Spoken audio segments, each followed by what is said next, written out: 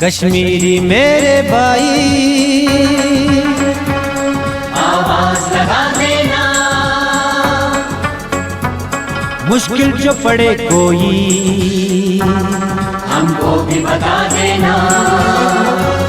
बीमार हुआ हो कोई, गाड़ी की जरूरत हो, आवारा हवाओं से बेटी की हिफाजत हो, एक फोन लगा देना, आएंगे बुला लेना, हर वक्त है तैयार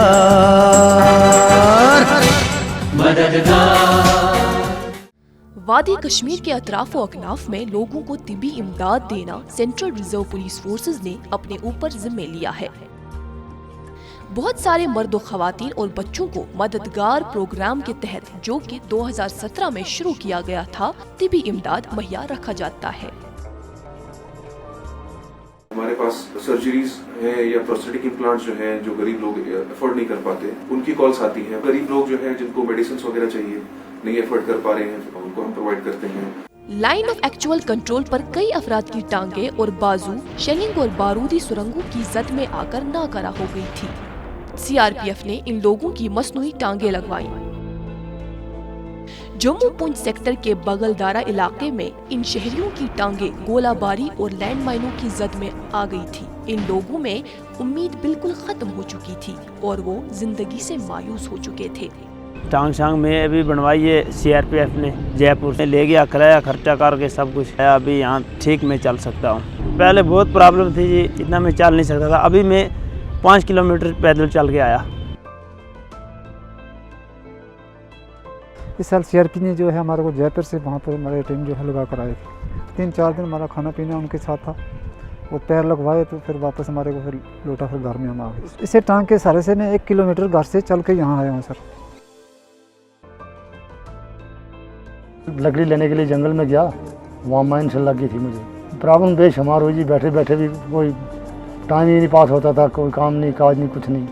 रिसेंटली सीआरपीएफ की तरफ से आपको ये पैर लगवाया गया, तो कितनी सहूलत हुई? बहुत अच्छी सहूलत हुई, बहुत अच्छी। हम इसको मतलब ऐसे मानते कि हमारा यही सही पाँव है। हम घर में पूरी जिम्मेदारी करते हैं, काम काज करते हैं। अभी तो कहाँ लेके आपको गए थे और कहाँ से पैर लगवाया? जयपुर से पैर लगवा के हमें वापस भेजा घर में। इस इमदाद से इन लोगों की जिंदगी का बोझ हल्का हो गया और इस तरह से वो अपनी रोजमर्रा की जिंदगी चलाने के काबिल बन गए।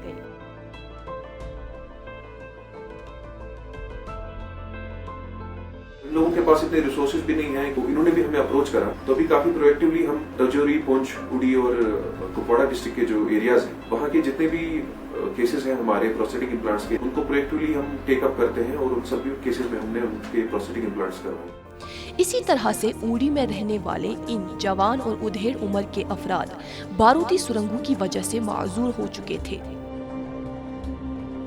सीआरपीएफ ने मुझे ये टांग दिलवाई है, मैं चल सकता हूँ। पहले मुझे छड़ियों से चलना पड़ता था कि मेरे हाथों में दर्द भी हो रहा था, तो अभी मैं चल फिर सकता हूँ अच्छी तरह से। बॉर्डर इलाका है हमारा, तो शिलिंग में ये मेरे लग गई थी। अभी ये पैर मेरा लग गया, तो सीआरपी का बहुत बहुत शुक्र अदा करते हैं हम। मैं थोड़ा बच्चों की देखभाल कर सकता हूँ, अपना घर का काम कर सकता हूँ।